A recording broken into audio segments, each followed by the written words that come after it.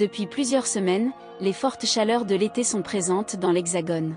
Un climat qui a pour conséquence un niveau de sécheresse inédit sur le territoire. Les cours d'eau sont au plus bas, la végétalisation est extrêmement sec selon Elisabeth Borne, la première ministre. Il s'agit de la sécheresse la plus grave jamais enregistrée dans notre pays, avait-elle indiqué le 5 août 2022. Dans ses prévisions, Météo France a annoncé que des précipitations sont attendues à partir du dimanche 14 août 2022. Ces dernières seront difficiles à localiser, car il ne va pas pleuvoir partout. En plus, ces orages seront parfois violents, avec d'autres conséquences, explique Evelyne Delia, responsable du service météo à TF1, le jeudi 11 août 2022, sur le plateau du 13h. Toujours interrogée par Jacques Legros pendant le 13h de TF1, Evelyne Delia complète son propos en indiquant que ces pluies orageuses devraient se décaler, ce lundi 15 août 2022, sur les régions de l'Est. Cela veut dire qu'elles vont récupérer un vent en provenance de l'océan.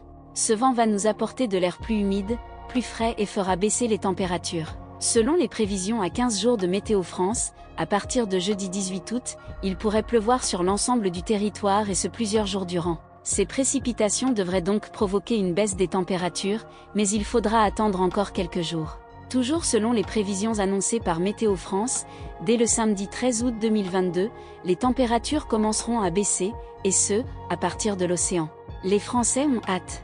En attendant, les feux continuent à prendre en France, même dans des zones habituellement épargnées, et le gouvernement appelle à une prudence générale.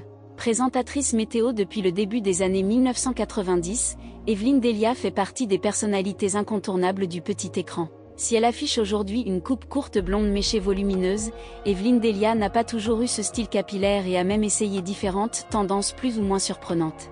À 18 ans, elle affiche une longue chevelure châtain foncé.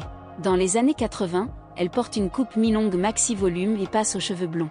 C'est au milieu des années 90 qu'elle commence à porter sa coupe de cheveux signature, la coupe courte blonde. Une coupe de cheveux effilée et volumineuse qui apporte du mouvement et de la matière à sa chevelure. Elle alterne ensuite entre un carré court et une coupe courte dégradée sans jamais vraiment quitter son joli balayage blond ensoleillé. Pour donner de la profondeur à sa chevelure et créer un résultat méché très naturel, Evelyne Delia porte ses racines plus sombres que le reste de sa chevelure. Une astuce qui lui permet aussi d'afficher une repousse plus naturelle entre deux rendez-vous en salon.